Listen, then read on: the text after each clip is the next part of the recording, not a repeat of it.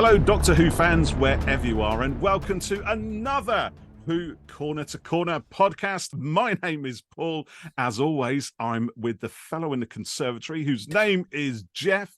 Hi, Jeff. How you doing, my old chum?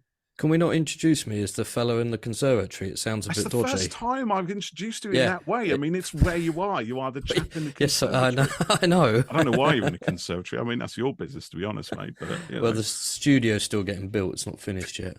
But, Jeff, we are not alone, are we? We are not. No. We are not alone. We have yet another fabulous guest from the worlds of Doctor Who and many more, in fact. Yes. Because as fans of TV sci-fi, you will no doubt be aware that back in the old days, the special effects and model work of said TV sci-fi, and he's smiling wryly now, I can see this, was generally kind of, it was innovative. It was always been innovative. So I want to put that one right out there. But sometimes the budget meant that innovation stretched to how many times can we use this piece of string and washing up bottle. However, the imaginations of many children, myself included, were fired by these feats of innovative, creative brilliance, frankly, and we all marveled at our TV screens and thought, wow, that looks amazing. And of course, nowadays, they're just as amazing. So we are delighted to welcome none other than visual effects wizard and model maker master extraordinaire, Mr. Mike Tucker. Hello, Mike. Good evening. Hello there, both. Hello. How are you? I'm very well, thank you. Good, good. Thank you for joining us. Not at all. On this rainy evening. Is it raining where you are? I'm hoping you're not hearing it hammering down outside my windows. It's pretty nasty. Whereabouts are you, Mike? I'm in the depths of Oxfordshire. Oh, okay. Yeah, I'm in deepest, darkest West Sussex, and it's been hammering down most of the day, actually. So. Yeah, it tends to do that, mate, this time of year. Yeah. Well, you say that, but last week, it was topping up the tan weather. My goodness, it really was, wasn't it? Yeah, and now because we were by the sea. Yes, just a couple of weeks ago. Yeah, it's getting slightly burnt. Yeah. Oh dear. But there you go. So, Mike, yes, as Jeff said, welcome to the podcast. It's a delight and an honour to have you join us. So thank you for that. So, thank you for inviting me. It's very nice of you. You're very welcome. You're very welcome indeed. So what we're going to do is we have a few questions, both from our good selves and also a bunch of our listeners and followers on our socials as well. So we're going to fire these at you and see how we get on. So I'm going to start with the first one because that kind of makes sense. So here we go. The first question is, Mike, I would like to know, and our listeners would like to know, have you always had a passion for model making and visual effects? How did it all begin? Yeah, I mean, I loved building models as a kid. I mean, I was definitely one of those kids who was into Lego and Meccano and Airfix kits and all the rest of it. And I sort of knew that I wanted to turn that, even from a young age, I wanted to turn that into a career. But at the time, I thought that career was going to be building dioramas for museums. I always used to love going to Cardiff Museum and the London Natural History Museum, and there were these display cases, little windows with forced perspective dioramas of prehistoric scenes or historical scenes. And I was absolutely obsessed with these. And I thought, well, that's a really nice job if I can get it. And then I discovered that there was this magical department called the BBC Visual Effects Department. And that was because Bernard Wilkie had appeared on a BBC magazine daytime programme called Pebble Mill at 1. Yeah. And he was promoting Blake 7 at the time, I think, more than Doctor Who.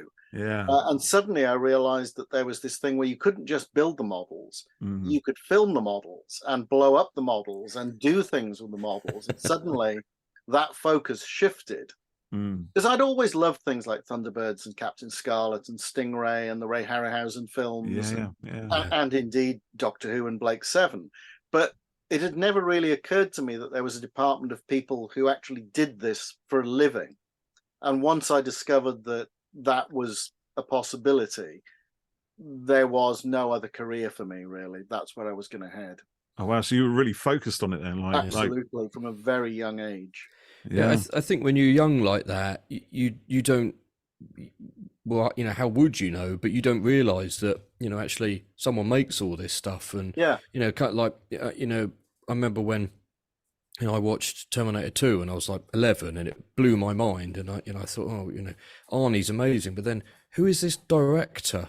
And so someone's doing this, and and then that kind of led to my filmmaking interest, and also Cameron had a similar start to you. He was buying models and things like that, making home movies and blowing stuff up as well, and so it's quite interesting that. My dad had a Clockwork Super 8 camera, and he said, well, here you go off, do what you want to do. And I was building models and Daleks, and I built a model canine. I was doing stop motion animation with my action. Amazing. Do you still have any of those old films? Yeah. They actually they got used on one of the Blu-rays recently. It must be one of the Sylvester McCoy era Blu-rays, and Stuart Manning was doing the documentary, and he asked if I had any of the Super 8 film, and they transferred it and put it out. So Excellent. Weirdly, I've got some of that old Super 8 stuff actually transferred and in HD now. Yeah. So oh wow! How did I miss that? That must be on one of the collections, is it? It is on one of the collections. Yeah. I can't remember which one. I'll have to go back and have a look. There's so much stuff on those sets, which is incredible. It's Stuart Manning and Richard Latto did a documentary, and once they'd interviewed me and we were doing this talk, they suddenly discovered, oh right, okay, Mike's got this film, and it's like, oh well, we'll transfer it then. So it's lovely. Nice little bonus for you there. I've still got some of the models from it as well. I've still got the cardboard TARDIS that I made from one of our films. Oh, wow. I've still got all the Eagle transporter models that I painted up, the Airfix kits. From Space 1999. Yeah. Brilliant. Fantastic. So that was a start of it, really. Yeah. And then I was very lucky in that we had a neighbour who lived about 6 doors down from us, who was head of drama at BBC Wales, a gentleman called DJ Thomas. And he was best friends with Michael John Harris at the BBC Visual Effects department. Yeah. So he arranged a visit for me. So I went down and visited the effects department in 1980. How old were you then? So I'm born 64, so I'm in my teens at this point. Yeah. So yeah, sort of 16, 17. Yeah. And the effects department was making Hitchhiker's Guide to the Galaxy, and I think I saw all the props and models for Warrior's Gate being made. Oh, and wow. They were brilliant. They sort of said to me, well, these are the sort of qualifications we're looking for. And if you go to college and get these qualifications, then we have a system called a holiday relief placement. So staff in the effects department who want a 2-week summer holiday, we bring people in for 2 weeks, unpaid, see how they do. And I did my college course, and then I got this call one year going, we have holiday relief placements, do you want to come in? And that was it. I came in and I worked at the BBC in 85. At which point, of course, ironically, Doctor Who was off the air. Oh, of course. But the hiatus. The 2-week placement turned into about a 6-month contract with them. And right at the end of it, Doctor Who came back, and I worked on Mysterious Planet, the first part of Trial of a Time Lord. Right. So I ended up being involved in the big motion control sequence. At the the big Time Lord space station. Space station. So that was my first involvement with Doctor Who. Wow. And then sorry, Paul, go ahead. I was going to say, I'll tell you, I remember that because I was gutted in that year when they kind of held things over for, was it like 18 months or something, wasn't it? And, like many Doctor Who fans at the time, we was kind of worried, like, are they going to bring it back? And it's like, yeah, we're going to bring it back. It's all going to be fine. Don't worry. It's going to be bigger and better than ever. And you think, okay, hope so. And that opening shot just floored me because suddenly it was like, oh my goodness, now suddenly Doctor Who looks as good as Star Wars does. And, because I've always loved Doctor Who, regardless of how great or whatever the effects are. But, when the effects are suddenly brilliant like that, it's like, yes, you feel it. It was a bit of a calling card for the effects designer, Mike Kelt. And don't get me wrong. The 6 months that I was there, I wasn't just twiddling my thumbs and being miserable because Doctor Who wasn't on. I would have been. I was working on, I did Galloping Galaxies, I did Tomorrow's World, I did Top of the Pops, I did The Singing Detective. I was working on some fantastic programs. But there was this little bit in the back of my mind that going, well, I've arrived here too late for Blake 7. Doctor Who's off the air, you know.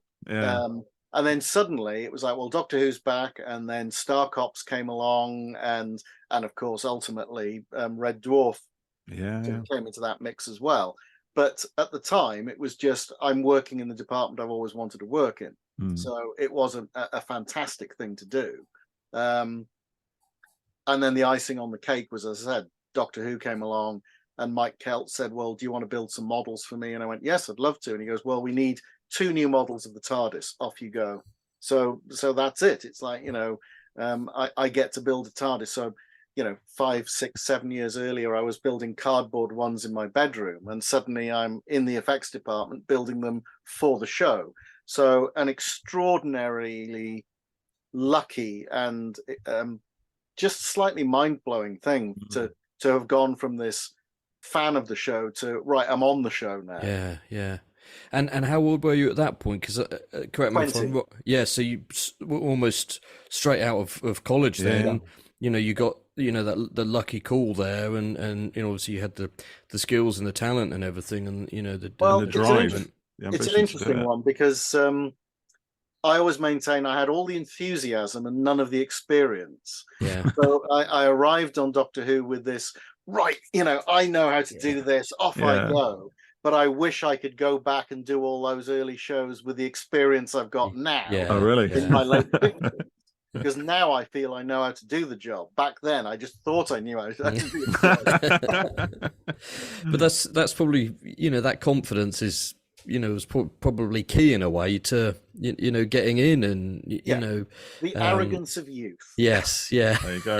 In a nice way. Yeah. But I think also at that point, if you know, you don't always know that there are certain barriers to things. Like barriers don't always exist. You know, it's like, well, if I do it, I'll do it. Whereas maybe someone who's older, who's probably done it loads of times and realized that, well, you can't quite do it that way, you know, or we don't do it that way. Whereas actually you're coming in not knowing any of that. You just go ahead and do it in whatever way works. And you might, you know, you kind of disrupt and change things. And to be honest, that's one of the things I've loved about Doctor Who. It never really sat back and went, oh, I don't think we can do that. Oh, brilliant. Yeah. They would look at their scripts and go, yeah, we'll have a crack at that.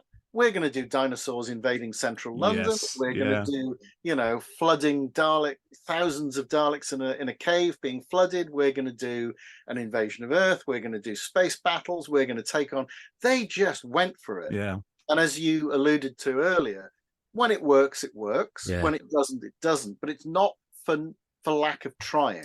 Yeah, and we talked about this the other day, Paul, didn't we? That we did. Now you can't look at stuff, you know, from back then and judge it on, you know, in comparison to today's effects and things. And, you know, because like you said, the ambition and the idea was there, and it doesn't always work for you know, whatever the reason might be, but the intention's there. So, you know, do you know what I mean? You kind of get caught up in the story of it, and, you know. But at the same time, I mean, I can sit down and watch something like The Hand of Fear or Robots of Death or City of Death, and actually I still respond really well to all the model work that was being done because it's nicely designed, it's nicely shot. You know, okay, you know, you can go, it's a little crude by today's standards, but you also go, it could be a hell of a lot cruder. Exactly. And at the time, it was probably, you know, pushing the, you know, the envelope, wasn't it? So exactly. you know, you can't judge it on, you know, today's stuff. And I think the design aesthetic that's done of all those early 70s and early 80s shows is beautiful. I mean, you could take all those designs and put them back in the show now, and indeed things like the Daleks and the Cybermen and K9, all of the things from the classic show that have been moved into the new, prove that those old designs do work. Yeah, totally agree. It's interesting you brought up City of Death, actually, because I remember seeing that there was the Jaguar spaceship, isn't it? I mean, that's a fantastic design. And you think, okay, like you said, you could go back and reshoot it and do whatever. In fact, I think again there was a bit of a reshoot on one of the box sets, wasn't there? I think someone had done was it model work? Or was it CGI? I can't remember anyway. CGI version. CGI version, but it doesn't. Yeah, but it doesn't bring anything new to what was already there. You know, it's like, well, the model works fine. Yeah, there's a charm and a, you know, Well, it's shot on 35mm film. Yes, yeah. It's shot by Nick Alder, for God's sake, at Bray Studios with Ian Screens as the designer. You're not going to top that. Yeah. That's it, exactly. And it's like you said, the design aesthetic as well is just brilliant. They could drop that into the new series quite easily, and it would just with very, very few tweaks. I mean, these days, all you'd do is you'd make the landscape and the model bigger. Yeah. You would do, really, yeah. I guess that's it. So you worked on the last few seasons of Doctor Who, then the classic series, didn't you? Through Sylvester McCoy with Sophie Aldred and Ace, and obviously you mentioned with the Time Lord spaceship with Colin and everything else. So what are the other highlights from working during that time? Then you mentioned the TARDIS, having to design that. What else have we got going on there for you? Well, it was. I mean, from my point of view, it was lovely because once I'd sort of got onto Doctor Who, I then had there were a lot of new guys coming into the department at the same time as me, all roughly the same age and all with a similar background. And what I've always maintained is that the effects department, I don't think, was quite ready for an influx of people who knew the work of the department. Up to that point, the department had just evolved, and now you were getting people who were fans of the work that the department had done. They were Doctor Who fans or like Seven fans. So myself and Alan Marshall and Paul McGuinness and Nick Cool, we were all coming into the department, and all of us were getting onto Doctor Who. And I think JNT, as a producer, recognised that there was this enthusiastic new young blood that he could actually use that enthusiasm. Yeah. So he really encouraged it, both with the effects crew and the writers. So John built up a really nice rep company of talent around him during Sylvester's 3 years. And I think by the time you get to Sylvester's final season with things like Curse of Fenric, you can see that rep company is really gelling. Everyone knows each other's strengths and weaknesses, both from in front and behind the camera. We got on well with the actors. We got on well with the camera crew. And I wish we'd had another crack at doing another year, because I think you would have seen yet another jump in quality in that final year. Yeah. Well, what was it like when, the show was cancelled at that time? How did you all feel? Well, it was very sad. I mean, obviously this show had been a huge part of our childhoods, and a huge part of the BBC. And in the latter years, a huge part of my career. I'd done sort of 4 years of Doctor Who straight now. So the idea that it was gone and gone for good, we thought, was actually quite sad. But you also have to bear in mind that at the same time, this new comedy series from BBC Manchester called Red Dwarf had come along. And as opposed to it being a old established 30-year-old program or 25-year-old program, this was something new. And it allowed those of us who had the interest in science fiction, model making and prop making to sort of shift across. Yeah. And again, Peter Ragg, who was the effects supervisor or effects designer on Red Dwarf, he also identified, well, if I bring all these young sort of enthusiastic effects geeks onto my show and let them loose, let's see what they do. And I mean, we were allowed to run riot on Red Dwarf.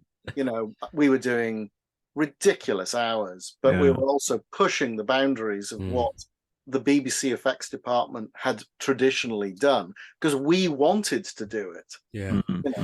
There were plenty of old lags in the department who, with the best will in the world, they were more interested in going out on location on things like Last of the Summer Wine, because they were, without putting too fine a point on it, because that's where there was beer and women.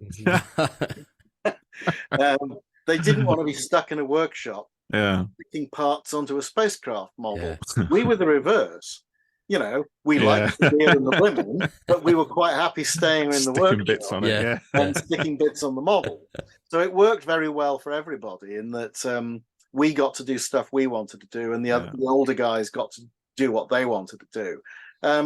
And it allowed us to sort of create a little bit of a mark in the department. So, I mean, by the time we were doing Red Dwarf Series 5 and 6, we'd all been in the department 6-7 years by that point. So we were starting to become established and starting to learn our craft that little bit better. What was the time frame on everything? I don't know when Red Dwarf started. So did Doctor Who finish, and then Red Dwarf was? No, there's a bit of an overlap. Right. Okay. There's a bit of an overlap because I was working on sort of Ghostlight when Rocky was working on Red Dwarf Series 3. So so it had been going a little while. There's definitely an overlap there. Yeah. What was the ambition, and where you were sort of saying, with Red Dwarf, you got to kind of, push it a little bit more, make your mark with it. What was the kind of budget situation there? Was it more than Doctor Who had, or was it less? Or it's not necessarily more than Doctor Who had. It's a different scenario. Doctor Who, every 4 or 3 episodes, you have to create an entirely new world from scratch. Yeah. So there's no continuity of props or models. Red Dwarf, once we'd done season 1, well, a model of the Red Dwarf exists. And the Scutters. Once you've done season 2, well, now the Blue Midget model exists. Once you've done series 3, now the Starbug exists. So you build a library of models that can then be used in every subsequent season. Yeah. Whereas Doctor Who, you went from Curse of Fenric, which is a World War II drama. Okay, so all the props that we built for that are no use to us. No use next time, yeah. No use to us on Survival, and they're different scenarios. So you can't really compare budgets because there's no continuity. Yeah. So I guess you'd get given a budget on Red Dwarf, build what you needed, keep it, and then next year get more money, build new stuff, but you still got access to the old stuff. Right. Yeah, so you're not building a Starbug again from scratch because you've quite beneficial. Yeah, but you can build a new guest spacecraft, so you build and build and build. So different scenarios on those two shows. Tell us a little bit about how you make the models, and what the design process is, and the structural, how you put them together, because there's the famous egg cartons in Star Wars and stuff like that. But it's a very simple question, but it's probably quite a big answer. But how would you do it? How'd you do it? Well, again, I think there was a certain amount of there was a traditional way of doing stuff in the effects department. I remember Matt Irvin saying to him, "How big do I build the model?" And he went, "Big enough to get in the boot of a car." Okay. And it's like, okay, because we have to drive to a studio, blah, blah, blah. Yeah. And when we were on Red Dwarf, it was like, well, can we go a bit bigger? Because we were always reading in the film and television sort of journals and any effects articles about what Industrial Light and Magic and the big film boys were doing. And it always struck me that the models that they built were always bigger. So it was a question of how big can we go? And one of the things that made a huge difference for us on Red Dwarf was the effects department suddenly acquired or had built on the site a brand new model filming stage. Okay. So instead of us having to take models in the back of a van somewhere else to shoot, we could build in situ. And that opened up an awful lot of things for us. That allowed us to build quite big model sets, knowing that they didn't have to go anywhere. So we started to push the size of everything a little bit. And Peter Ragg, he was adamant from the beginning that although the show was a comedy, the effects shouldn't be comedic. Yeah. The effects were there to serve the comedy, but should be done straight. So, and because his background was with Jerry Anderson on things like Thunderbirds and Captain Scarlet, he taught us all of those techniques. All right. So there's a direct line from all the sort of Jerry Anderson shows now through to Red Dwarf, which is fascinating. And it's something that we only really looked back on in latter years. At the time, it wasn't something forefront in our minds. But when you look at it now, there is a linear progression through what Peter was doing in the latter Jerry Anderson shows through into Red Dwarf. And it got us noticed. It got the effects department noticed because people were going, "Did you see Red Dwarf? There's an amazing Starbug crash, or there's a spacecraft in it." And a lot of people were going, "Well, why can't we have that sort of effects work in Doctor Who?" And and it's tricky because, as I said, you always have to sort of bear in mind that It's what designer you're working with, it's Yeah. what production team you're working with, it's what budget they have, and it's not always possible to do what you want. Sometimes you have to do what you have to do. Yeah, it's interesting. I like that idea of having a kind of linear path through from the Jerry Anderson stuff right through to Red Dwarf.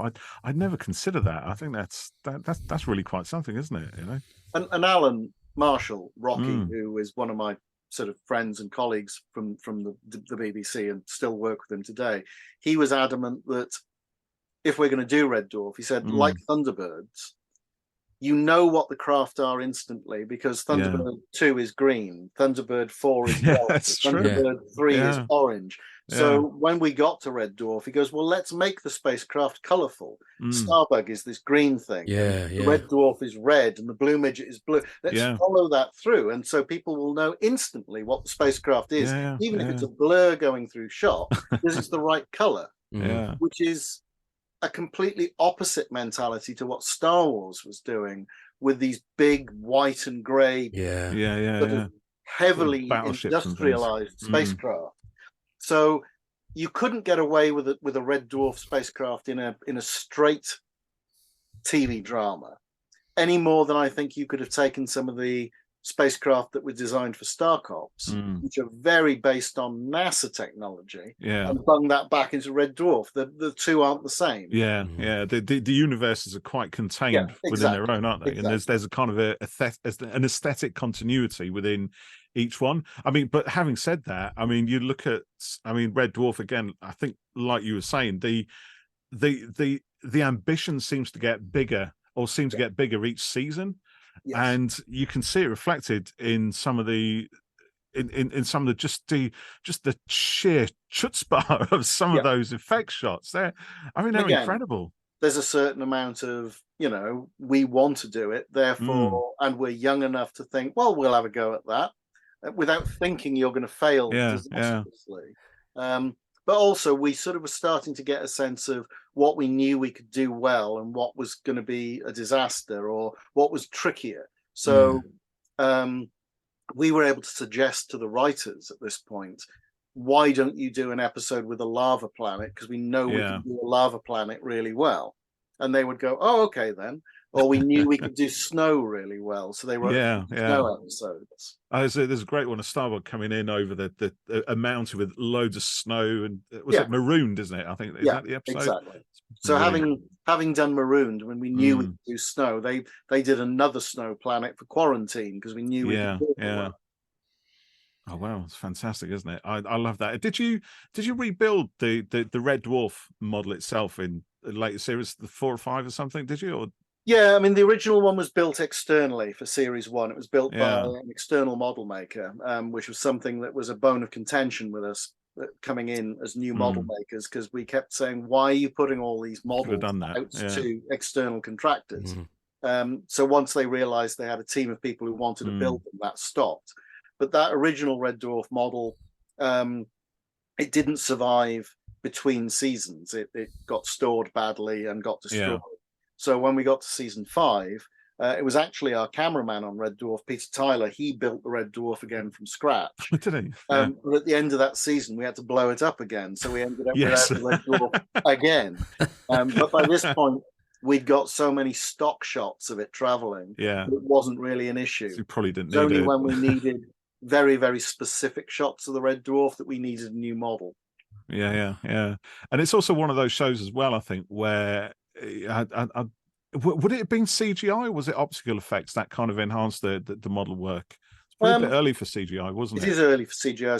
So it's optical compositing for the motion control work, which is all shot on film, and then the film will shoot a beauty pass, a light pass, a matte pass, a background pass, and then the optical printer puts it all together. Or you were using video effects technology, Harry and Quantel system. So the CG really didn't start to come along until about Series 7, and that's true of Doctor Who as well. I mean, there's very little CG in Doctor Who in the classic run, if any. I mean, I think Time and the Rani is the only show that actually has computer generated shot of the TARDIS at the beginning, right at the start of it. So yeah, CG wasn't even an option at this point in the series. So it didn't impact on us at all. Mm. I'm trying to think. I used to watch Red Dwarf, but I can't. It's been a while, isn't it? It has been, yeah. But I can clearly picture, the ships, and for some reason, is it Dwayne Dibley? Dwayne Dibley sticks in my mind, yeah. But this is another thing. I mean, we're not just doing the model work; we're also doing all of the on-set practical effects. Well, I was thinking about Crichton, and we did the Crichton masks, we did the gutters. We're doing the pyrotechnics. We're doing the hand props. It's a lot of work because it's everything that you get from a science fiction show and everything that you get from a comedy smushed together. Yeah, it's quite unusual, really, isn't it? Yeah. And all done by about 8 people. Yeah. Is it true that you played Crichton's love blob, Camille? I did indeed. Usual thing. If you build the thing, step it in there. It's best for the effects crew to operate it. Yeah. So yes, I played Camille Blob, and Nick Cool played Hector Blob.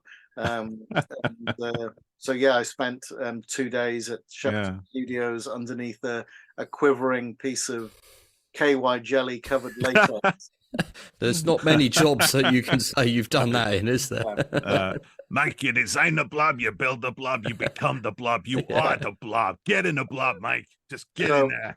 Rocky and Nick and I would do small monsters, and Paul McGuinness, being tall and thin, you 6 foot, do the big ones, skinny. He'd do Mutton Vindaloo monster and the Sirens. Yeah, I remember that one. I can imagine it must have been a riot on that show. I mean, lots of hard work for sure, but yeah, I don't mean, know. The entire thing was good fun. I mean, the entire culture at the BBC was one of work hard, play hard, very much so. But it's a purpose-built workshop next to a tube line with a canteen with its own bar.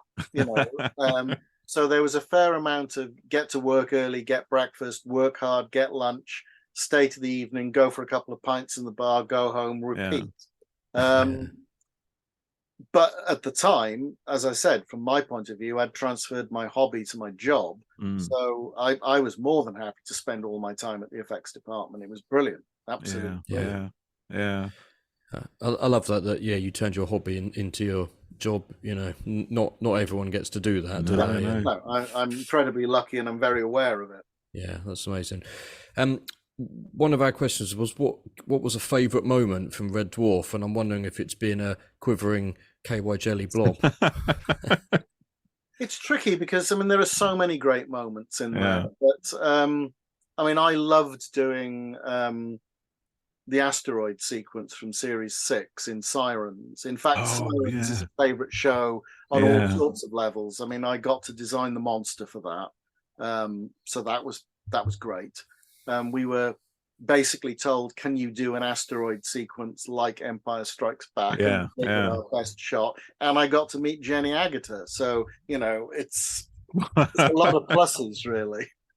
and do you know what I like about that asteroid? Because I can see it in my head. There is, because it is as big and bold as the Empire Strikes Back, but you seem to have a lot of fun with it as well. There's some slightly dodgy maneuvers which is just brilliant, and handbrake noises and things like that, which I think is great. Because you are making a comedy, but it's back to what Peter said about the effects shouldn't be funny. The effects serve the comedy, not are the comedy. Which is interesting, because I wonder if they had that same idea in Hitchhiker's Guide. Actually, thinking about it, was obviously quite a lot earlier. Because again, even though the effects in that are a little bit more primitive, it being sort of 1980, 81, I think, wasn't it? They nonetheless seemed to really go for it. They wanted the scale. They wanted those models to really work. And I think take it up to, I was going to say present day, but it's still a few years, if not decades, on Galaxy Quest. All the effects in Galaxy Quest are top notch. They're not trying to do funny spacecraft. No, that's it. Yeah, and again, Joey, just back to Hitchhikers, I have to say as well, was that ship the Heart of Gold, isn't it? The original BBC. Forget about the film version. The BBC version, the Heart of Gold is iconic, I think. I think all the designs that Jim Francis did in the BBC version are great. Definitely. And again, I think it's not just Hitchhiker and Doctor Who. Blake Seven, the Tripod, Starcraft, they've all got fantastic design work. Fantastic design work. Yeah, there's been a lot of tweets I've seen actually on tripods, because I think it's an anniversary of when it started or something, isn't it? Do you see those, Jeff? Yeah, I did, because someone shared a picture of it, and I said I didn't know what it was, and I assumed it was War of the Worlds, and I said, the Tom Cruise film is great. I don't know if you've seen it, but the bit where the first tripod comes out in the street and it wrecks everything is astonishing. Fantastic. Absolutely fantastic. It's an incredible sequence. And the guy on Twitter said, "No, this is the tripods, not War of the Worlds." And I was like, "What?" And he said, "Whoever wrote the tripods later said, I've never seen or heard of War of the Worlds." And I was like, "Really?" I must have heard the same. Yeah. John Christopher who wrote it, wasn't it? John Christopher, that's right. He would definitely know that. But that's one of those shows that, I'm still carrying the pain from the fact that they cancelled series 3. It was all 2 and never made 3. Exactly. Yeah. And I think they said, didn't they, if they were going to do series 2, they were only going to do series 2 if they got the go ahead for series 3. And the BBC were like, yeah, of course, you got both of those. We love it. It's very popular. Go and do it. And they're like, yes. And of course, series 2 ends on a massive cliffhanger, Jeff, because and we're all waiting for series 3, and it's like, and that's the end of the tripod. It's like, what? No, you can't do that. Frustrating. And I've been carrying that in my head ever since. And I'm not the only one, as I found out in my Twitter community earlier. Sorry, slight digression there, but actually, those are good effects as well, aren't they? The big leg coming down, they were really starting to push things out back in. Again, they're using Quantum Paintbox, and so again, not CG, but early electronic effects to try and really push the level of what you can do. And again, kudos to Steve Druitt and his team for just doing. Again, I'm repeating myself, but not having the ambition. Yeah. Curtailed by sitting there and going, "Oh, I don't think we can do it." It's the fact that you like, no, that's what the script asks for. We'll have a damn good tryout. Yeah, exactly. Yeah. And sometimes it might not quite work, but the try and the fact being given the license to try almost, and if it doesn't work out why it didn't work and try and do it better next time. Well, so much stuff just it wouldn't happen or wouldn't be what it is if people just say, well, we can't do that, so let's not try. You wouldn't have groundbreaking effects and things like that happening. So Mike, when Doctor Who and things finished, I guess you became quite good friends with people, because in the 90s you worked with Sophie Aldred on the Ace book, didn't you? So how did all that come about? And was it a good friendship with her? And what was that like? I mean, we'd become very good friends on the show. And we had we were always taking photographs on set. So after the show finished, we were saying, we've got this fantastic record of the making of this television program over 3 years. We should do something with it. And at the time, Virgin Books were doing the New Adventures, or had just picked up Doctor Who publishing. And so Sophie and I just approached them, unsolicited, and went, "Hi, we've got all these behind the scenes photos," and we were there on set for pretty much the entire thing. Stories I wasn't around for, Sophie was, and vice versa. Can we do this behind the scenes book? And they jumped at it. I was going to say, you must have snapped your arm off for that one. It was a lovely thing to do. And then that in turn meant that I now had access to a publisher. And they said, well, is there anything else you'd like to do? And it was like, well, I've always wanted to do fiction. And they were doing short story collections at the time, the Decalogue. Oh, yeah, Decalogue. Yeah. So I got to write for Decalogue too. And then I did pitch quite a few novels at Virgin Books over the years, to no avail, until finally the BBC took back over the publishing range of Doctor Who with the advent of the Paul McGann TV movie.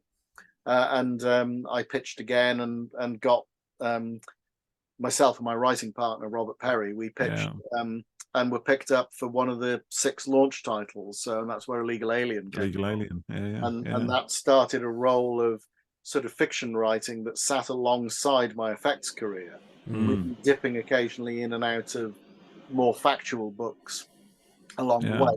The history of the effects department that I did with Matt, and Impossible Worlds that I did with Stephen Nichols. So yeah, there's it, right place, right time, and it's the usual thing. It's like, in some ways, that was a question of, right, I know I can get a manuscript onto somebody's desk this way. Yeah. Did you have did you have a few stories? I mean, you said you always wanted to write fiction. Did you have some stories that you always wanted to write for Doctor Who?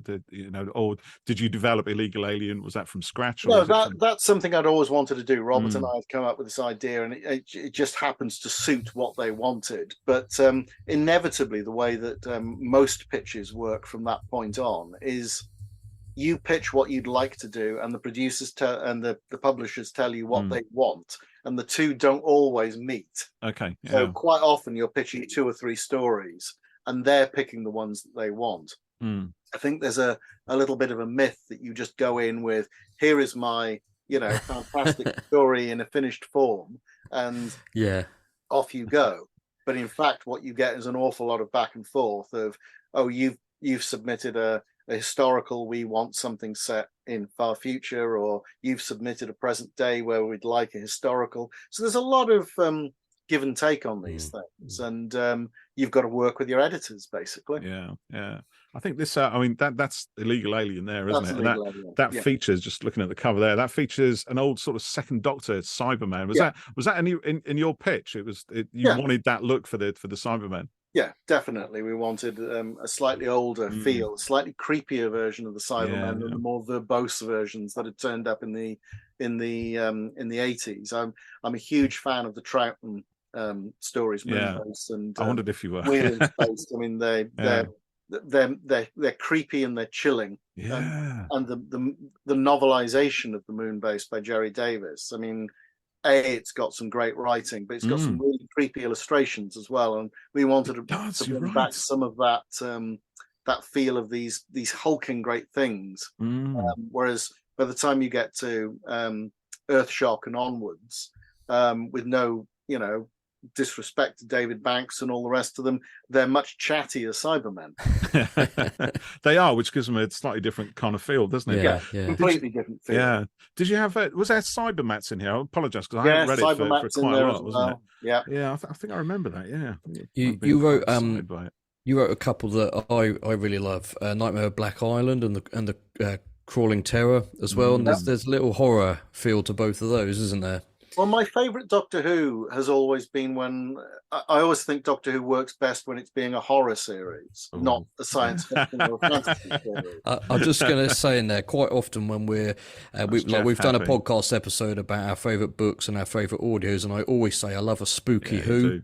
So that kind of stuff. Like So for me, Brain of Morbius, Talons of Wang Chiang, Seeds of Doom, Hound of Fear, Image of the Fendal, anything that's sort of spooky English horror, folktale stuff. Can't go wrong as far as I'm concerned. I say, if you've got any more ideas in that vein, let's get them written, because I'll read them like right now. But again, as I said, I can pitch as many of these as you like, but if they turn around and go, we want, a comedy set in outer space. That's what you write. That's what happens. Yeah. That's what it's got to be. They try and match the writer to the project, obviously, but it's not always in your control. No. But yes, I mean, I'm very, very pleased with things like Nightmare of Black Island. That was me sort of really, I think, finding my feet as a solo writer.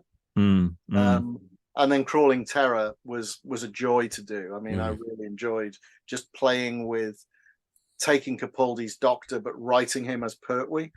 But yeah. How did it work for both of those? Because I know, like, sometimes the books are commissioned and the series is still being filmed and the scripts are only half finished, or whatever it might be. So I can't remember what series each of those books came out with, but did you get quite a good understanding of each version of the Doctor? Because it's 10 and 12 in them, isn't it, with Clara The Tennant one was easier because I'd been working on the series, so I'd seen him in action, and I sort of knew how he was going to write. And of course, Rose we'd seen for an entire year anyway. So that was relatively straightforward. Crawling Terror was harder because no, that was written without having seen any Capaldi. Right. Oh, right. So again, I just took Terence Dix's advice to heart, which is you just write for the Doctor, and then the actor will bring what they want to it. So by writing the Doctor, by the time the book came out, people had already seen Capaldi. So I hoped that they would just map his performance onto my words. Yeah, I think you're right, because quite a lot of the books, if you didn't have a picture of a Doctor on the front and you just read it and it was descriptionless, you just kind of project your favorite on, wouldn't you? I think. Well, I remember as a kid, my local library had a copy of Doctor Who and the Zarbi, but it had Tom Baker on the cover. Oh wow! Just like that cover because they didn't care it was a Hartnell story. Tom was the current Doctor, so I read it thinking, well, okay, I'll just read this new Doctor Who story then. Yeah. But you're right. I think you as the reader do an awful lot of the work on our behalf in some ways of putting the right Doctor in the place. I'm going to confess it. I used to do this when I was a kid because I read the Target novels so many times over. There was a period I went through where I would read one and just imagine one of the different Doctors doing the whole thing. Like the Armageddon Factor with the Fifth Doctor and stuff like that. Earthshock with Patrick Troughton. Well, kind of works. You know what I mean? And arguably, the series has done it in that you take something like Human Nature by Paul Cornell, which has been written for Sylvester's Doctor, ends up on screen for Tennant's Doctor. I quite like that. Maybe there's a challenge in there. Take a book and change the Doctor. Change the Doctor around, And of course, you wrote some brilliant Big Finish audios as well, didn't you? Genocide Machine, Dust Breeding. Yeah, early Big Finish, sort of early days of the company. I think I'm only 7 and 21 with those two. So that's a good 15 or 16 years ago now. Oh gosh, it's a while ago, isn't it? It is going back a while. But again, done because Gary Russell, who was the sort of editor in charge of the range at that point, he knew that I'd written for Sophie and Sylvester, and he knew that I was friends with Sophie and Sylvester. So he said, well, we figure that you'll just get their voices and their characters. So, and then I got the added bonus of getting their first Dalek story, which is lovely. Yeah, absolutely. Yeah. Any more plans to do any more Big Finish or any other books at all? There's always stuff bubbling under. I'm always pitching stuff. I've got a pitch in the system at the moment. I'm just waiting to hear. Excellent. You probably can't tell us anymore, can Not you? a lot. Close chest. So just going slightly back in time, we're kind of on the right level, I suppose, aren't we? So the BBC effects department closed in early 2000s? 2005. 2005. So following that, you set up your own company, right? The model unit, is that right? Yeah. So the BBC was closing down everything. So costume and set, and basically it was all the production departments were going, and the effects department was part of that. What was the reasoning behind that? There's all sorts of politics involved with it, not being cost effective, producers wanting to use outside facilities, not enough shows needing effects work anymore just because of the changing landscape. A lot of stuff that I could argue for or against. I'm not going to get into the politics of it, but the point Probably was quite wise. the decision was made. But my manager at the BBC, a gentleman by the name of Nick St. Clark, had just secured a massive gig for the effects department, both the digital guys and the model making guys, to do a show for ITV called Extraterrestrial. It was basically a 2-part big landmark series on life on alien worlds. And he went, well, if you close down the department, I've got nobody to do the work. So they agreed to keep me on, and I formed a 1-man unit called the BBC Post-Production Model Unit. And that model unit did Extraterrestrial, then went and did Hiroshima documentary at the BBC, and we pitched for Doctor Who. This is when the revived series was just announced. Just as they've closed down the effects department, Doctor Who comes back. So we pitched as a joint effort between the BBC digital effects department and me, and the digital effects guys didn't get it. The mill got the effects. Yeah. Right. And then I popped round to the mill, and the guy who was running it at the time was a gentleman by the name of Dave Throssell. And Dave said, no, he said, I think it's essential that we have a miniatures unit working alongside us. So he was instrumental in getting me to a production meeting.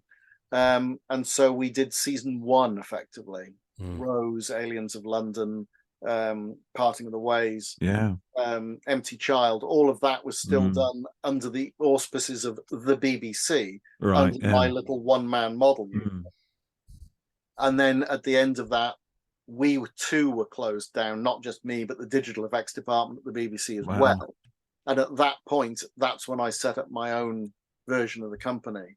And I ran that for another 15 years, sort of based at Ealing Studios. Right. Just slightly detour for a moment. What did you think when you heard who was coming back, and what was your feelings? Well, my feeling was fantastic. This will be a brilliant thing to work on. This technology has moved on so far. And also, I know the showrunner because I went to school with him. Did you? I went to school with Russell. He was 2 ahead of me. Yeah. So I dug out Russell's email address, or I managed to find Russell's email address, and I just emailed him out of the blue and basically went, hi. Hoping he had changed his email. Remember me. So that was, again, just being cheeky on my behalf. And it was a lovely thing to do. And I said, with thanks to Dave Throssell at the mill, they went, okay, we can see that there's going to be some miniature effects work as well. And then it was a question of trying to sort of work out what we could do within the budget available. And then from my point of view, how can I push Doctor Who effects into a slightly bigger arena, which is why, Rose was lovely for me, because that nesting layer that we blow up at the end, was a 6th scale model. It's huge by old BBC standards. And we just kept pushing it. So season 1 was big learning curve for everybody, but produced some fantastic stuff. I'm very proud of the fact that, the trailer for Doctor Who season 1 has got the Big Ben shot in it. It's got the Dalek in it. And then we end the series with the Dalek Emperor. We've got the barrage balloon sequence with Billy. It's a lot of really nice, iconic stuff, really meaty stuff to do. And that was great. And then I think the last thing we did for Doctor Who under the old BBC banner was Christmas Invasion, so Tennant's first story. Right. And by the time we get to School Reunion, I think I think School Reunion was literally the last thing we did under the BBC banner. Right, and then it was your the model unit set up. One of our first jobs was Tooth and Claw, which, even though those 2 shows went in a different order. So it was fairly seamless from me going from BBC to sort of private company, because I'd effectively been running my own company for a year to 18 months within the BBC system. Right. That transition worked well. I've seen some of the models at like the Doctor Who exhibition and experience, and because that started as they did one in London, didn't they? And then it moved to Cardiff, and there was a touring version for a bit that. And there was an exhibition in Brighton at the end of series 1, at the end of the period. I didn't do that, which is annoying now because I'm quite close to Brighton. And then I would have seen stuff, I'm sure, at like the 50th celebration and the mini event they did with during Capaldi's time as well. So, like you were saying about the size of the things there, it's not until you actually see them that you realise they're called miniatures, but they're not really, are they? You know, at all. So it's quite nice having seen them for real like that. There's a picture of you working on the Big Ben, which I think I saw in Doctor Who magazine when it was all kicking off in 2004-5, and you're standing up as you're carving, sculpting it, aren't you? And which is something. I mean, again, just lovely thing to do, and again, trying to push the boundaries just that little bit. Yeah, that shot is it's iconic. It is iconic. Now, am I right in thinking there's something was flopped? Yeah, with those shots in that sequence, because of the nature of the way that thing went. When we filmed the model work, we were under the impression that the ship would be coming in from the left of frame, and it's the left wing that hits Big Ben. Yeah, and by the time we got to the final edit, the ship was coming in from the right of frame, and it's the right wing, so they had to flop our model shots to match everything around it. Right. Which unfortunately means that the clock face is the wrong way around. Yes. Because luckily, the Roman numerals that are on the clock face of Big Ben are quite ornate. So it's not immediately apparent. No. But it is annoying because we'd gone to all the trouble. The clock was at the right time of day for the shot. You're so sort of focusing on the wing and the destruction, aren't you? That you'd have to take a couple of views to go, oh, hang on, and that's the either the benefit or the downside of the modern world is that nothing's just a one-off view anymore. Everyone's got copies of it, recordings of it, and screen grabs, and still frame it and frame grab it. So but still, I mean that sequence in itself, that shot, it's like a mission statement for the series that follows. Was that in your mind, ever in your mind when you? This comes from Russell. I mean, Russell was like, if the show is coming back, it's big, it's bold, and we are Doctor Who. It's going to be in London. It's going to be landmarks that you see being destroyed. Russell was very, very clear on, if this show is coming back, it can't come back with a whimper. It's got to comes back big. with an absolutely massive statement of wow, we are. Did it ever? So it's shots of the Doctor and Rose running across Westminster Bridge. We're going to use all these London landmarks, and and it worked for him. It became huge very quickly. Yeah.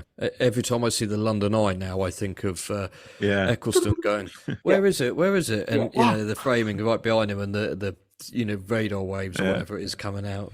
So 20 years later, and I'm still thinking. All this is driven by Russell. Yeah, that's brilliant. Yeah. So. Oh, sorry, Paul, go ahead. No, I was just going to close that off actually, just by saying, again, it's really nice because you kind of bridge the old series with the new series. You're bringing that continuity through, aren't you? With what's even nicer is that one of my assistants on Doctor Who season 1, and indeed going with me right the way through to Matt Smith on Time of the Doctor, is Colin Mapson. Mapson was my effects designer on Time of Barney, and in turn had been an effects designer on Invasion of Time and The Hand of Fear. So Colin, and he was an assistant on the Green Death operating the magnets. So Colin's continuity on this is somebody who worked with Pertwee, ended up working with Matt Smith, and everyone in between. So I love that fact that we've got this old timer who's gone from being my boss, me being his boss, but it's just lovely, and Colin's work is exemplary, and for him to be on my team was just a really nice thing to have. That's great. So tell us a little bit about Day of the Doctor and the work on that, and winning your BAFTA. How was that? Well, we hadn't worked on the show for some time, and we'd barely done more than one or two episodes with David, and then when the production team changed over, when Stephen Moffat took over and Marcus Wilson came in as producer, I thought, well, okay, there's a new production team. They don't know me from Adam. I'll just drop a line and go, hi, this is what we do, this is what we have done, is there anything coming up that might be of interest? And Marcus phoned me and he said, well, actually, he said, we got a submarine story coming up, which we're thinking of doing miniatures, so why don't we have a chat? And that led to me doing the work on Cold War. That's one of I love that episode. We were talking about that yesterday, Paul, with another podcast. Another podcaster, and I really like that episode. It's great. So, a fantastic episode for me as a calling card. Yeah. And then at the end of that, they said, well, we've got the 50th anniversary coming up, and there's this big war sequence at the beginning. Can we send you a script? And then the script arrived, and it's like, it's all fantastic. And then I read the dreaded words, and in 3D. So we had to do a little bit of sort of proof of concept testing to make sure that what we were attempting to do was actually going to be feasible. Was it filmed in 3D or converted? It was filmed in 3D. Right, okay. And the whole episode itself? Yep, everything's filmed with full 3D rigs. Right. So there's a massive, massive technical challenge then in what can be done and how practical it is to shoot. So I had to work out whether we could shoot model work in high speed in 3D. Wow. And what scale the models would need to be, and because quite often with model work we're forcing perspectives and things, but if you do a forced perspective, that relies on a 2D viewpoint for it to work. So there were all sorts of technical considerations, and we had a very, very good 3D sort of consultant called Adam Sculthorpe, and we shot some tests actually using the old Dalek Emperor model from Eccleston's first series, and that was a proof of concept that how big the models needed to be. And also I was aware that there had been a lot of model work done in 3D for the feature film Hugo. Particularly there's a big train crash. So I read up an awful lot about that, and I said, well, they're using exactly the same camera rig as us, and their models are this scale, therefore I think this is doable. So that gave us the confidence then to go, right, we're doing the scene of the TARDIS coming through the wall into all the Daleks flying away, and the Time Lord sort of ACAC gun down and getting blown up. So those were our big sequences. But because the 3D cameras were tricky to get hold of, it meant that we could only film on a weekend in a gap where the live action unit wasn't shooting. So they shot for two weeks, then they had a weekend off, then they shot for another 2 weeks, another week. So we had to shoot our model work in one of those weekend gaps. But it also meant that we had to shoot our model work before they shot the live action.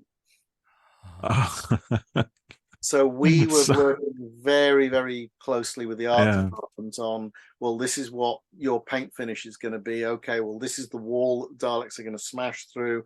So we're going to have this little bit of detail. Okay, well, then we'll copy that full size on the set. So a lot of back and forth, but it paid off because it's a lovely sequence. And then that in turn informed us as to how we were going to do the effects. Building on that, it's what I was saying to you earlier. You do something, you learn, you build on it. The effects that we then did for Time of the Doctor, sort of blowing up Trenzalore at the end. That built on all the work that we'd done on Day of the Doctor, but without the added complication. 3D. What's it like when you spend all this time and effort making a highly detailed model, looks fantastic, and then you blow it up and it's over in like a second? You shoot it slow-mo, so it looks it takes ages on screen. But what I constantly sort of tell people at talks is that the model is not the end result for us. The effect on screen is the end result. The model is the means to getting there. So I'm never disappointed if the model gets blown up, as long as the footage looks fantastic. I'd be disappointed if we blew it up and the footage was crap. Focus was wrong. But if the footage you get back is fantastic, then the model was just the means of getting the footage. And it's why I keep saying we're not model makers. We're effects men. And if you come in as a model maker, you have to realize that the model is not the end result. That's only part of it, isn't it? It's a lovely way of looking at it. Like you're saying, with the lighting and the cameras and the angle of the cameras and the frame rates and whatever motion you're going to program into them or whatever it is, all of that is part of the mix. Yeah. So you work with your cameraman and your lighting directors. You work with what the live action crew have done to make sure that our lighting matches their lighting. So there's a constant back and forth. Well, I say there's a constant back and forth. When it works well, there's a constant back and forth. I was going to say there must be times when it kind of breaks down a little bit. Then the whole but when it works chaos. well, everyone is feeding information back and forth to each other. And Time of the Doctor was a beautiful experience for us because we were able to deliver model shots that cut in with the live action to the point where some people don't know where the live action ends and the model work starts. Now I'm thinking about it.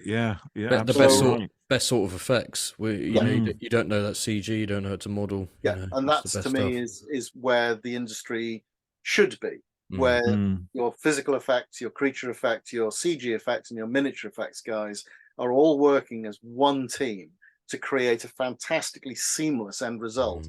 And your audience is kept guessing as to how it's been achieved. Because every time you cut, it might be a different technique you're looking at. And I think you can, if you're not careful, go down the route of doing everything one way, and you might get a little bit of overkill. As I said, Time of the Doctor was a very, very good experience for me.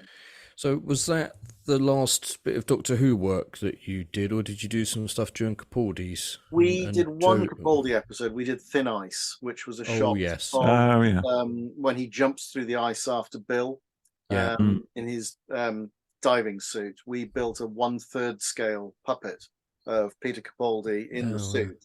And then it was shot in a water tank at Danny Hargreaves's effects facility in Cardiff, and we did a wax and fiberglass sort of ice surface. A very good underwater camera team, and so they got this shot of the puppet just smashing through the ice and coming past. So that was a lovely sort of very, very brief effect sequence, but an important effect sequence within the story. And it was, from my point of view, a lovely thing to do because I got to work with a sculptor called Stephen Mansfield, who did the portrait head of Capaldi. And Stephen had been one of the sculptors during the McCoy era, and he'd done things like the Destroyer and the He. Oh, really? Yeah. So to bring him back into the fold again was fantastic. So really, really nice one. So that's our swan song on Doctor Who. Right. Okay. Oh, that's brilliant. But you did work on Sharda, the Sharda restoration animation, didn't you? Yes. Now that was an absolute dream project. I bet. Because as a kid who'd grown up watching Tom, to get to do a Tom Baker story and to get to do it in the style that it would have been done, because I'd been in the effects department when the original effects designer of Sharda, Dave Havard, had still been alive, so I knew Dave very well, and I knew how he would have done a lot of these shots. So to go back and recreate all of Dave's models and to actually literally go and do a model shoot in exactly the same style as it would have been done in 1979 was fantastic, and really, really pleased with the end result. I actually think it's a really good way of completing that story. I think the animation works. I think the fact that they managed to get Tom energized up, his voice doesn't sound that different. No, that's it. And Mark Ayres' music, I think, is fantastic, absolutely superb. Because it's really, really joyful project.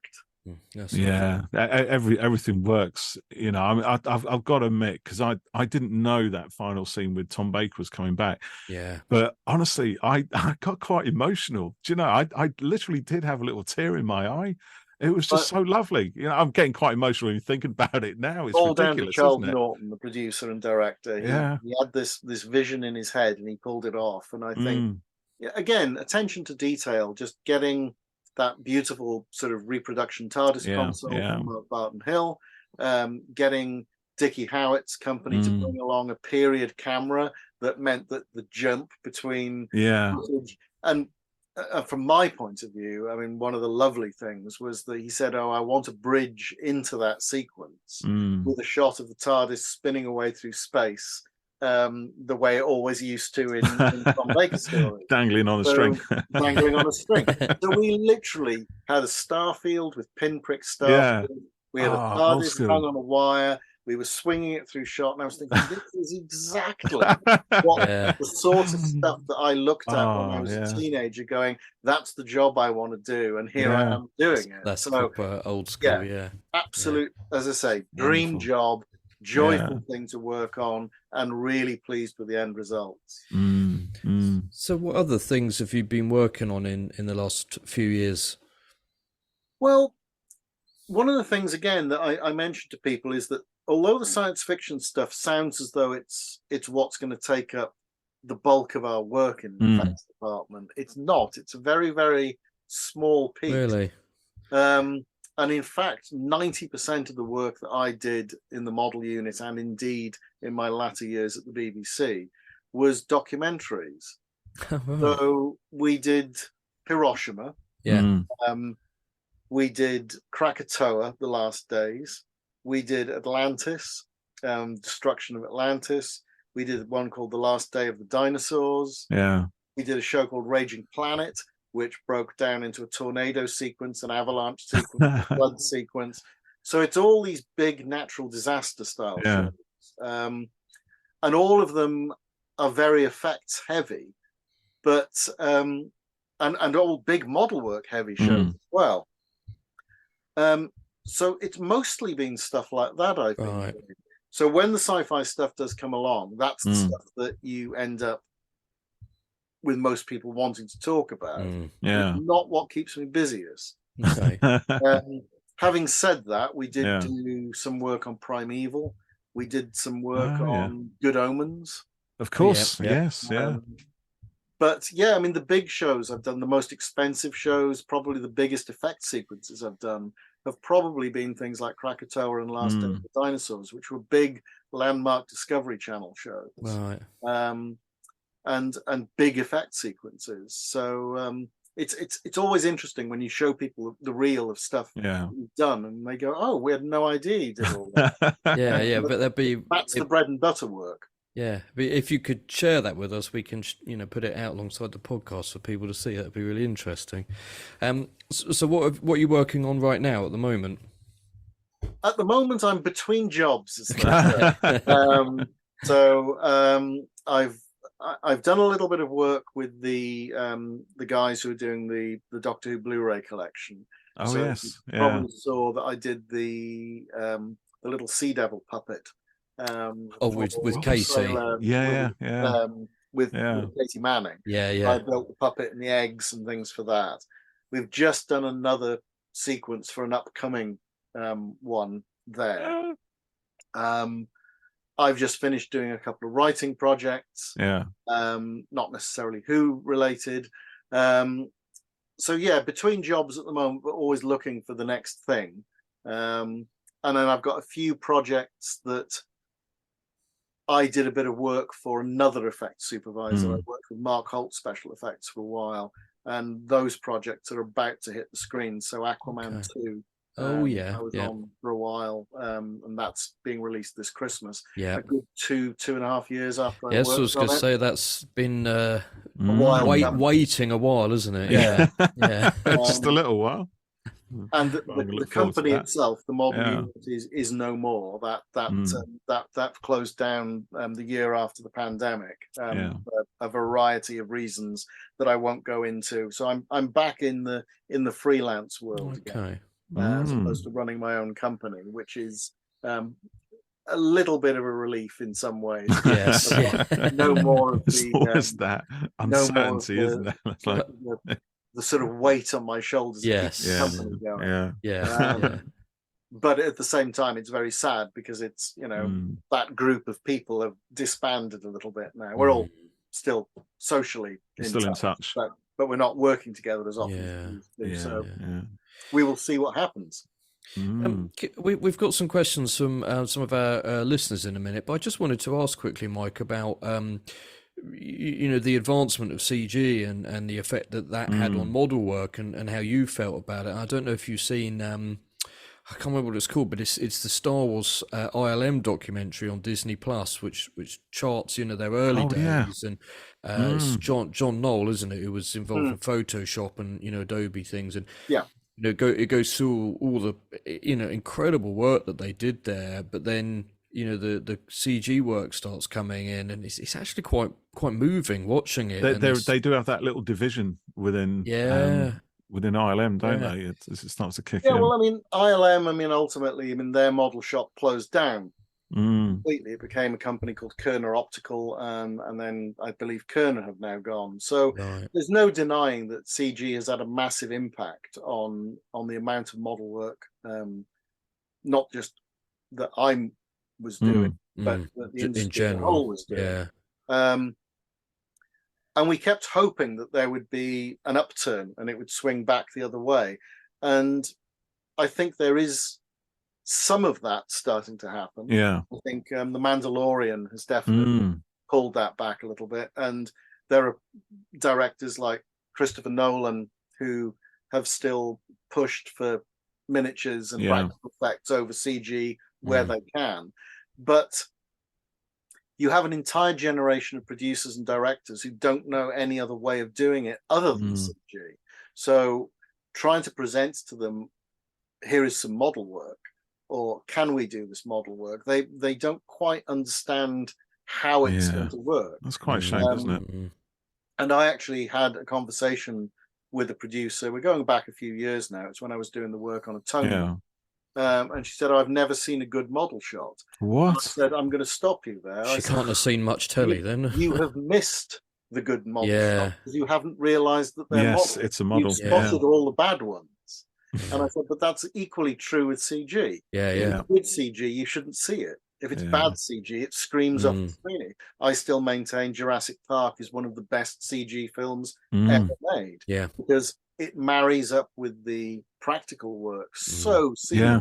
And it keeps tricking your audience. And you think, oh, all the dinosaurs are practical or CG. But in that shot, it's a CG dinosaur and a practical Jeep. The next shot, it's a CG Jeep and a practical dinosaur. That's it. There's cutting between them. And because you've got a team that are absolutely at the top of their game, I think that show still hangs together as a CG. Yes, it does, Whereas I've seen stuff in the last 10 years that I think is going to date appallingly badly. But again, it comes down to budget, time. Nobody sets out in this industry to deliberately do a bad effect. No. Those circumstances that end up creating a bad effect. And it's often time and money, isn't it? Like you say, what's that graph? Perfect triangle. Yeah, do you want it? Money and quality. That's it. Yeah. Pick two. You can't have all three. It's interesting because I quite like seeing CG work, but I also love seeing miniatures and animatronics. And I was watching The Greatest Showman a little while ago, and there's some miniature work in that. City shots. Camera flies over, and first glance I thought, is that CG? But on the DVD, on the Blu-ray, there's a whole bit about the miniature work they did for it, celebrating it, which I thought was really nice. But Wes Anderson has just put out Asteroid County, I think it's called, or Asteroid City. Asteroid City, beautiful model work in that, absolutely gorgeous.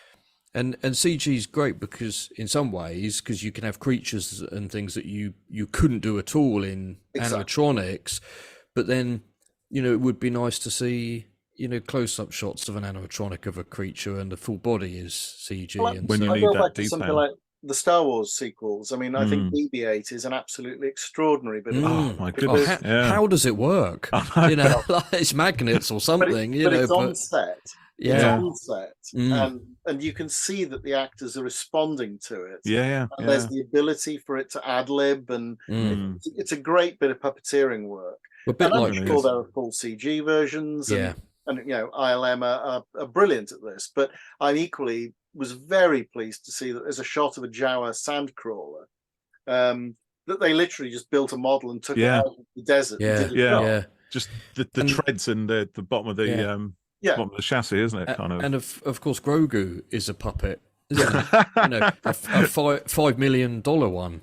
Just point out here, Mike, that is the only part of Star Wars that Jeff will engage with is Grogu. Really? That's it. He's not I love Star Wars dude. I love Doctor Who, obviously. Such a shame. I love Marvel films, but Star Wars never really grabbed me. And then people kept talking about The Mandalorian, and I thought, I'm going to give this a watch. And I'll be honest, since I've had kids, anything that involves, parents and kids and stuff, like, it always gets me. So I'm like, oh, that little green blighter, and then when Mando takes his helmet off at the end of series 2 and he puts his little green hands on his face, I was like, oh, but it's, it's fantastic. The personality that they put into him, and the work. Star Wars has always done that with its creatures, mate. I know it has. Right back to the start. Yeah. The lovely thing about sort of Grogu is that I believe it's done by Legacy Effects. Yes, possibly. Which is Stan Winston's old studio. Yeah. Well, Legacy Effects is now part owned and part run by a guy called Lindsay McGowan.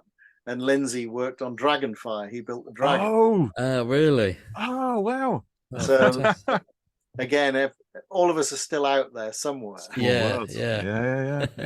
Oh, so we're going to go to a couple of questions from our Twitter and Facebook, if that's okay with you, Mike. Yeah, please do. So our first one comes from Fraser Gregory, who on Twitter asks, I think it's quite a good question, actually. Given the trend for classic Who effects to be redone with modern effects, how would Mike feel if the same was done to his work in 20 odd years? I got no problem. I've done it to people myself. So, I went back and redid effects work for, Dalek Invasion of Earth and Ark in Space. Now, of those, I'll happily admit that my Ark in Space stuff is not as successful as I hoped it would be. But the stuff for Dalek Invasion of Earth, I was love that. pleased with. But yeah, I mean, inevitably, sort of somebody's going to come along and, a version of Aliens of London where a CG spacecraft goes through Big Ben the correct way round. The correct way round, yeah. And then hopefully what doesn't happen is there's a CG overload and the whole of Big Ben collapses, the Houses of Parliament fall and the Thames drains and... and they do it all. But you know what, actually, and I think this is the thing, actually, isn't it? Because when those things are redone, if there's a kind of... if they're done right... inverted commas, there's a sort of respect for the original material, like you were saying on Sharda, you guys wanted to do it as it was in the 70s. You know what I mean? And I think you have to be true to the source material. Exactly. There's no point putting something that's so out of place that it pulls you out of the show. Exactly. And this is also what I love about the Dalek Invasion special effects, because I remember on a DVD, I think that was one of the first ones I'd seen, which had probably one of the first ones which had been done with updated effects, wasn't it? And I think, when I looked at it, it's fairly early, and it's like the first shot is the Dalek saucer kind of going across London, isn't it? And it looks like it's of its time. I mean, the movement is a lot more stable than the really wobbly hubcap that kind of made its way over in the original. Yeah, that ship's on the... It doesn't look out of place. It goes over Battersea Power Station, I think, and it just looks brilliant. We deliberately did it like if this had been done as a series of glass paintings, all sliding past each other. So we split the frame up in exactly that way. So the technique is identical to how it would have been done in the 60s. It's just the tool was different. We used After Effects instead of, physically filming moving pieces of glass. But the basic techniques, it wasn't whizzy camera shots. It was a static camera shot. And when it comes down over the van and fires, the brief I'd been given by Steve Roberts, who was the producer, was make it look like the War of the Worlds effect from the 1950s film.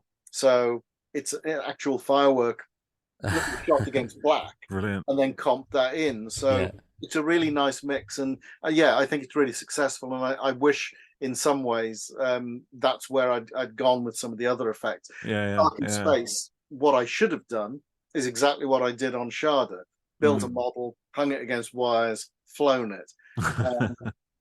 So again, try and be respectful of the material it's dropping into. Nick H from Twitter would like to ask he's got a couple here. What was your favourite effect? What was one you regret or you feel could have been better?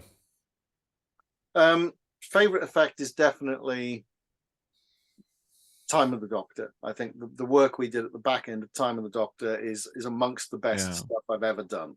So that's definitely a favourite.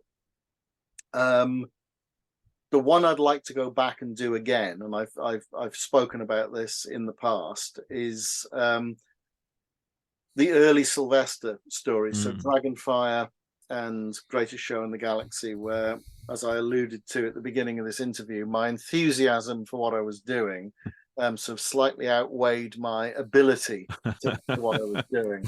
So bigger models, better camera angles, more detail in those models, better thoughts about the lighting and how we were going to shoot them. So I'd love to go back and do some of those again.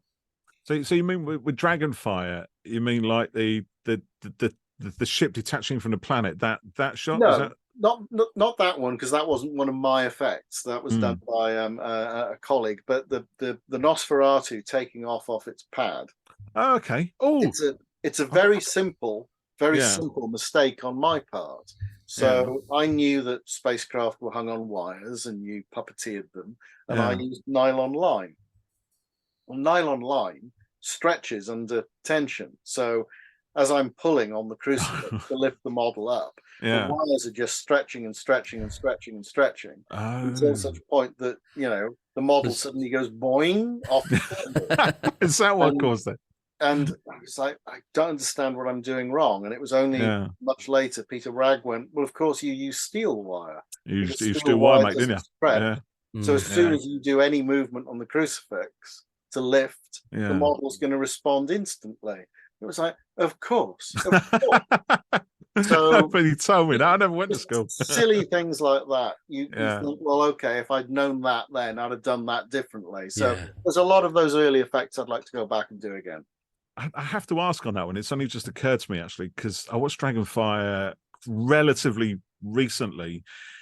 That model of the Nosferatu, I was sure looked like the London from Blake 7 episode 2. I'm really showing it now, aren't I? Deliberate homage by me to the London. Brilliant.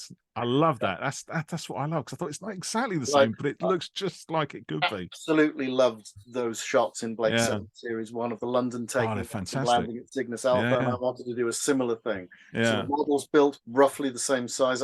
I've got a photo somewhere of the two of them sitting side by side, because Matt still had the London. I'd built the Nosferatu, so the two are side by side.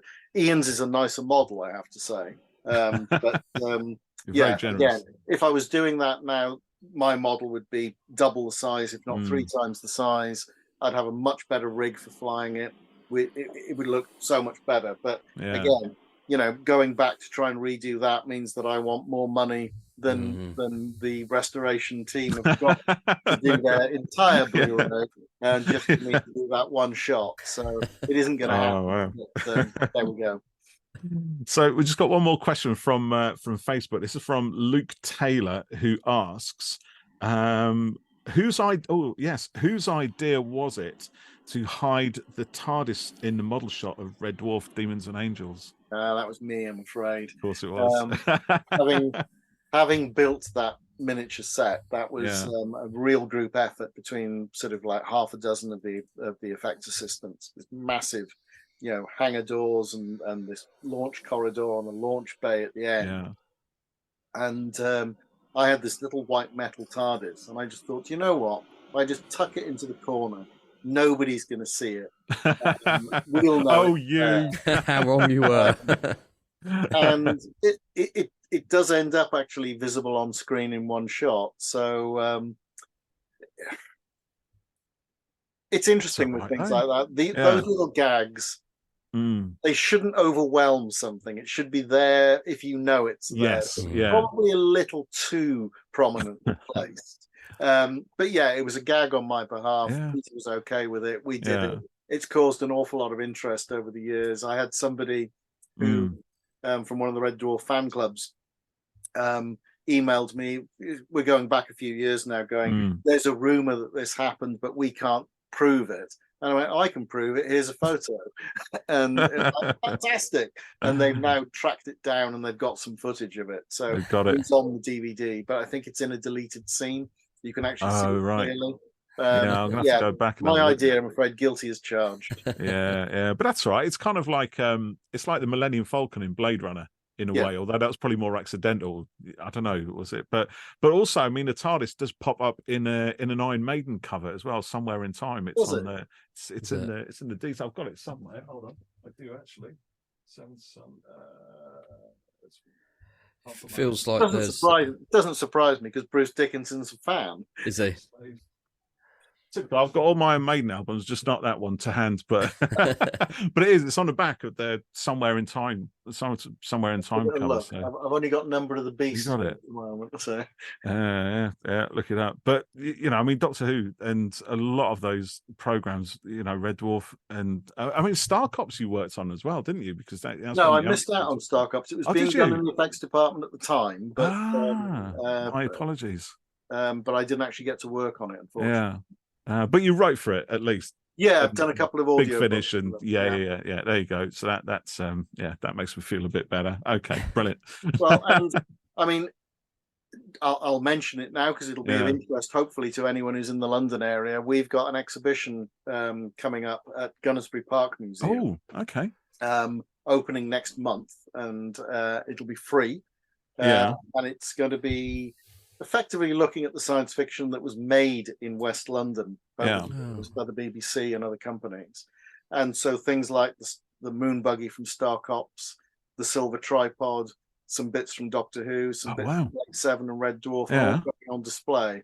So that sounds great. Send us some info and we'll put that out on our socials. And what's the dates, Mike? I believe it's opening on the 19th of October. It's called Set to Stun. Art Museum. Okay, brilliant. We'll definitely put that one out. Some of the models I've been talking about, you'll be able to actually get up close and personal with. Oh, fantastic! That's brilliant. I think I'm going to be in London on that day, Jeff. I can see it happening. Running till March next year. Okay, really? So quite a while. Okay, brilliant. I'll definitely be over that. Mike, with some of our guests, we do like to play a little game which takes around about sort of 5 to 10 minutes. Are you good for time, or do we need to? Yeah, I'm good.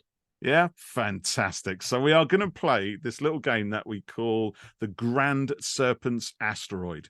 Now, I don't know how familiar you are with the most recent couple of series of Doctor Who, but at the end of Jodie Whittaker's last series, Flux, there was a moment whereby the evil Grand Serpent, usurper of an empire or whatever he was banished to exile, infinite, eternal exile in the blackness of space on an asteroid. And all that was there was a door which was surreptitiously closed, and he was abandoned with nothing, no entertainment, no books to read, no DVDs to watch, not even a smart speaker that he could bop along to for Miley Cyrus or anything like that.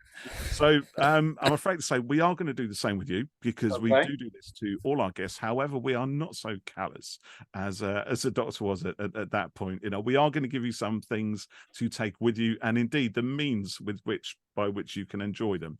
But take notes, this is for eternity. So whatever you choose has got to last you. Fair enough. Are you ready? Okay, right. Okay, so you are allowed to keep, Mike Tucker, one model that you created. So something that I built. Something that you built, something that has memories for you, something that you can ponder in your lonely, eternal afterlife, if you like, and think, yeah, I did that and I'm proud of it. Then it will be the TARDIS that comes spinning down into the space station at the beginning of Trial of a Time Lord. Fantastic. I love that one. That's brilliant. You'd have to wrest it from me, of course, because I would take that to mine. But as you built it, all right, I suppose so. You can do that. You are also allowed to take with you one full season of Doctor Who, whether it's classic or whether it's the new series. Which one would you go for?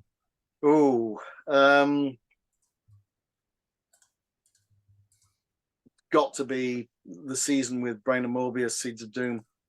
Oh, interesting. What's that? Tom Baker's one, isn't it? 13? Tom Baker's season. Is it 13? So it's 13, isn't it? Terror of the Zygons. Terror of the Zygons to Seeds of Doom. To Seeds of Doom, yeah. Is that one quite special for you then? You've got a lot of good memories of that. There's no topping it. There's no topping it. Tom at the height of his powers, Liz Sladen, horror stories. Yeah. I tell you what, you're in good company there. We spoke to Chris Chibnall, didn't we, a couple of weeks back, and that's exactly the one that he chose to take with him as well. Yeah. No, Plans of Evil, just stunning stuff. It's pretty good. Yeah. Okay. We'll let you take that one then. Should we let him take a sci-fi film, Jeff? What do you think? I think that sounds fair. When you're getting banished to an asteroid on your own in the middle of nowhere. Yeah. One science fiction film. Star Trek: Wrath of Khan. I've been waiting for somebody to say that. The ear bit. Almost perfect. Almost. Go on. What would make it 100% perfect? A better close-up of Chekhov's ear. Oh, it's so obviously a giant rubber ear. It's kind of weird looking, isn't but it? the fight in the Matara Nebula between the Enterprise and the Reliant is, to this day, never bettered. No, and again, that's model and optical effects, isn't it? Is it even optical effects? Is it just lighting in the cloud tank mostly? Yeah, it's extraordinary work by ILM, and but character, humor, music. The story is astonishing. I cannot praise it. Mike, you were already high in my estimations, but now you've gone even higher because it is undoubtedly the best Star Trek film. There's no. Sorry, Jeff. No beating it. No, I remember that film. I found that earworm bit terrifying. It is when quite I was nasty. younger. It still makes me cringe. Yeah. What did you think of the remake? With Cumberbatch being kind of... I've liked all of the remakes as well. I think they're all good. They're on a completely different level. I think they play with it an awful lot. But I think there's a certain amount of respect for both characters and the ship as a character. J.J. Abrams understands. I love the ship. There's got to be a beauty shot of the Enterprise in there somewhere. I'm getting a little hacked off with that they're feeling the need to destroy the Enterprise in every single film. But no, Wrath of Khan, I think, is just it's a beautiful update of the series. I feel the same way about Ghostbusters Afterlife. I think I haven't seen that yet. So respectful of the original material and does something new. I enjoyed that actually. I really loved Ghostbusters when I was younger, particularly Real Ghostbusters. The cartoon that they did, and I remember seeing Ghostbusters 2 in the cinema. And I enjoyed Afterlife. The anything with Paul Rudd, to be honest, is watchable. He's good, isn't he? He's great. The only thing sorry, go ahead. No, I was just saying the only thing I wish that it had done was when, spoiler alert, when the original guys came back, I felt they needed a much bigger kind of hero shot. Do you know what I mean? There was like a line of dialogue off camera, then it cut to them standing there. And I kind of, if I was doing it, the Ecto one, they'd have skidded in the car, jumped out in slow motion or something, But the superhero shot almost kind of thing. But, just something kind of bam, but then it was still really effective seeing them and the ghost nicely done, very very nicely done. And again the score was very very good in terms of harking back to the original score. So lovely. And I say I'm always impressed when somebody manages to do something new and not this what's been before. Yes. I'm looking, the sequel is out. Is it this Christmas or is it next year now? So. Yeah, I'm looking forward to that. That should be good. Sorry, Paul. Next. No, that's fine, mate. Just got a couple more now. So you're also allowed to take one fantasy film with you. Oh, interesting.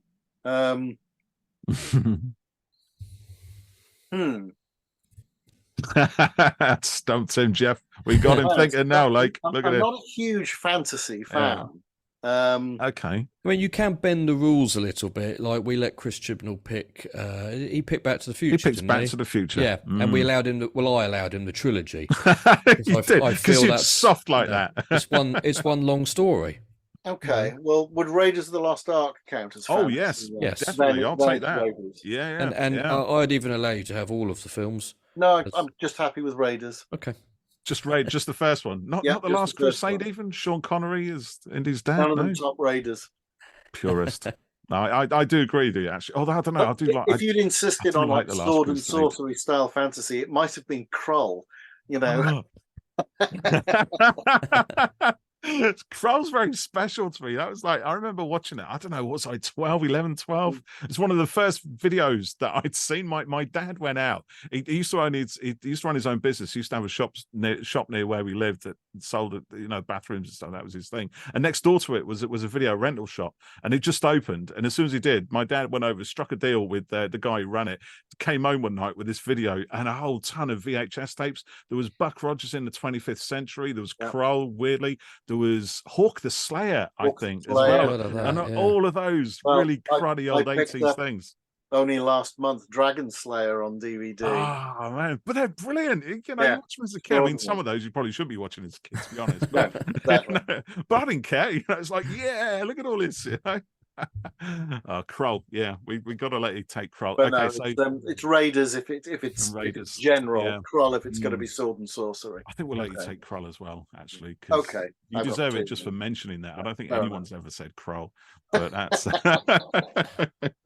okay. And the last one, let's have a look. We'll let you take one favorite music album with you as well. So I'm just looking up Kroll. Sorry, look at that thing. Oh, he's horrible. Oh, I want to watch that now. You got to watch it, Jeff. Honestly, you should definitely. I want to watch it. I haven't seen it for years, but I've just discovered a really 80s looking poster for it where clothes have fallen off and So anyway, back to the music album. Put that on my list. Jeff Wayne's War of the Worlds. Yes, yeah. I 1979. Played it to death. So on vinyl, would you have it on vinyl? On vinyl, I've got it on cassette. I've got it on CD. Have you? Did you get the? They did an updated version with Liam Neeson, Horrible. didn't they? Horrible. Really, you don't like it? Really? Don't like the new version. I kind of like it. I like it. It has to be the classic version. Yeah, the original is the best. Don't get me wrong. That is the Bill Lynott, Julie Covington, David Essex, Richard Burton. Yeah. Yeah, what was it? It's like bows and arrows against lightning. Absolutely love it. Played it to death. Yeah, and of course you get the artwork in it as well, don't you? Which is pretty good. If it's not that, it's The Pleasure Principle by Gary Newman.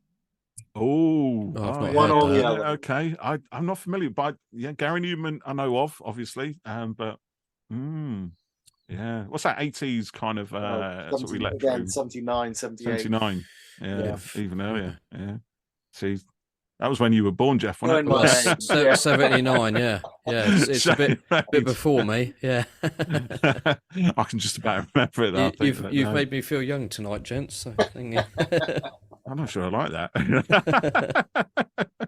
Oh, that's fantastic. Listen, Mike, it has been an absolute pleasure. Loved it, guys. It's been great fun. Thank you very much. Thank you so much for jumping onto our podcast. And yes, we will put some details out for the show, the exhibition from 19th of October onwards. So please send us anything like that, and we'll stick it out there. Yeah, we'll send it out. And also have to say thanks for giving me and many other fans as well so many brilliant lifelong memories of exploding starbugs and spaceships spinning TARDISes and all those wonderful moments that have meant so much. Believe me, I've enjoyed doing it. Yes, I can imagine. Yeah. Fantastic. Mr. Mike Tucker, everyone. Thank you very much. Thank you very much. Thanks, guys. Take care.